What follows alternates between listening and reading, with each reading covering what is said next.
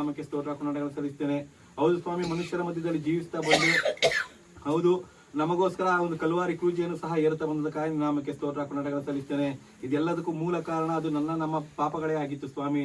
ಇದರ ನಿವಾರಣೆಗಾಗಿಯೇ ನೀ ಇಷ್ಟೆಲ್ಲಾ ಕಾರ್ಯಗಳನ್ನು ಮಾಡ್ತಾ ಬಂತ ನನ್ನ ದೇವರೇ, ನಿನ್ನ ನಾಮಕ್ಕೆ ಸ್ತೋತ್ರ ಕೊಂಡಾಟಗಳನ್ನು ಸಲ್ಲಿಸ್ತೇನೆ.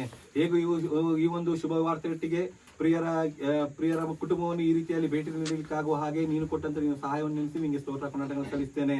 ಹೌದು ಸ್ವಾಮಿ, ಈ ಕುಟುಂಬದಲ್ಲಿ ವಾಸ ಮಾಡುವಂತ ಪ್ರತಿಯೊಬ್ಬರನ್ನು ನೀನು ಹೇರಳವಾಗಿ ಆಶೀರ್ವದಿಸು. ನೀನು ತಾನೇ ನಿನ್ನ ಒಂದು ವಿಶೇಷವಾದಂತ ಆತ್ಮನ ಬಲದಿಂದ ಇವರನ್ನು ನಿರ್ತಾ ಬರಬೇಕಾಗಿ ಬೇಡಿಕೊಳ್ಳುತ್ತೇನೆ. ಪ್ರಿಯರು ನಿನ್ನ ಅನ್ಯೋನ್ಯತೆಯಲ್ಲಿ ಇರುವುದಕ್ಕಾಗಿ ನಿನ್ನ ನಾಮಕ್ಕೆ ಸ್ತೋತ್ರ ಕೊಂಡಾಟಗಳನ್ನು ಸಲ್ಲಿಸ್ತೇನೆ.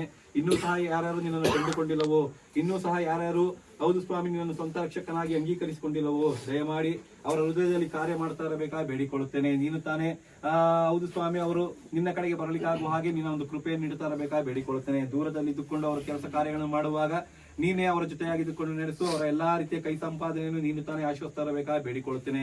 ಹೌದು ಸ್ವಾಮಿ, ಲೋಕದ ಸಂಪಾದನೆಗಿಂತ ಆತ್ಮರಕ್ಷಣೆ ಅದು ಅತಿ ಪ್ರಾಮುಖ್ಯ. ಇದನ್ನು ಅರಿತುಕೊಂಡಂತವರಾಗಿ ನಿನ್ನೆಡೆಗೆ ಬರಲಿಕ್ಕಾಗುವ ಹಾಗೆ ನಿನ್ನ ಕೃಪೆ ನೀಡುತ್ತಾ ಇರಬೇಕಾಗಿ ಬೇಡಿಕೊಳ್ಳುತ್ತೇನೆ.